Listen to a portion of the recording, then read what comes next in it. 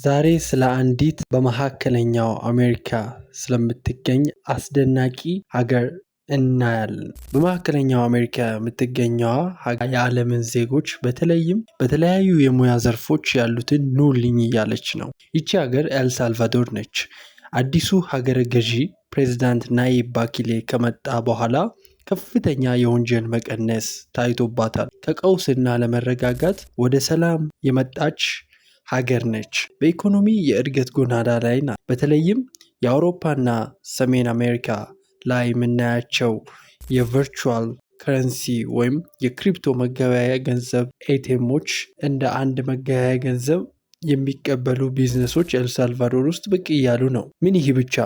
በ2021 እንደ አውሮፓውያኖቹ አቆጣጠር ኤልሳልቫዶር በታሪክ ቢትኮይንን እንደ ህጋዊ መገበያያ ገንዘብ ለመቀበል መካከለኛው እና ደቡብ አሜሪካ ላይ ከሚገኙ ሀገራቶች መካከል ፈርቀዳጅ ለመሆን በቅታለች። የክሪፕቶ መገበያያ በስፋት ጥቅም ላይ መዋሉ በዘርፉ ያሉትን ስራ ፈጣሪዎች እና የቢዝነስ ባለቤቶችን ስቧል። ምን ይህ ብቻ! ኤልሳልቫዶር ቢሊዮን የአሜሪካ ዶላሮችን ለቱሪዝም መሰረተ ልማት አሊያም ደግሞ ለኢንፍራስትራክቸር ግንባታ እያዋለች ነው። ኤልሳልቫዶር በቱሪዝም ሀብት ከፍተኛ ፖቴንሻል ያላት ሀገር ነች።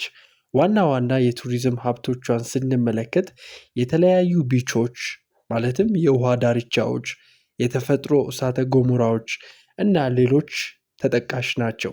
ከዚህ በተጨማሪ የሀገሪቱ ፕሬዝደንት ናሂብ ባኪሌ ለተለያዩ ባለሙያዎች፣ ኢንቨስተሮች ኑ እውቀታችሁን፣ ገንዘባችሁን እዚህ ሀገር አፍስሱ ብለዋል።